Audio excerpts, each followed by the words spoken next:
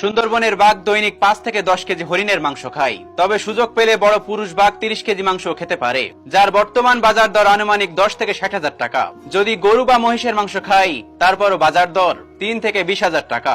অথচ বাঘের কোনো ইনকাম নাই, তারপরও বাঘের কোনো চিন্তা নাই। কিন্তু আপনি ভাত খান 250 গ্রাম, তার জন্য আপনি চুরি করেন, সুদ খান, ঘুষ খান, এমনকি অন্যের টাকা মেরেও খান, আরো কত কিছু।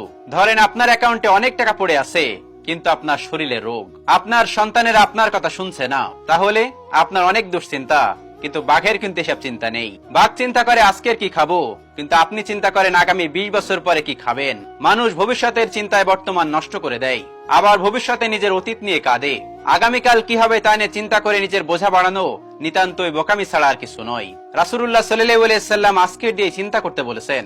এক হাদিসে তিনি বলেছেন, যদি ঘুম থেকে উঠে দেখেন আপনার শরীর সুস্থ আছে, আপনার পরিবার নিরাপদে আছে এবং আপনার কাছে আজকের দিনের মতো রুজির সন্ধান আছে, তবে এটা বুঝে নেবেন যে দুটো দুনিয়ার নিয়ামত আপনার কাছে এসে জড়ো হয়েছে। অতীত বা ভবিষ্যতের চিন্তা করে বর্তমানকে নষ্ট করা নিতান্তই ভুল। তার মানে এই নয় যে ভবিষ্যৎ সম্পর্কে আশাবাদী হওয়া যাবে না, বরং ভবিষ্যৎ সম্পর্কে তো আশাবাদী অবশ্যই হতে হবে, কিন্তু দুশ্চিন্তা করে বর্তমানকে নষ্ট করা যাবে না। আল্লাহ রাব্বুল আলামিন আমাদের সবাইকে বোঝার তৌফিক দান করুন, আমিন।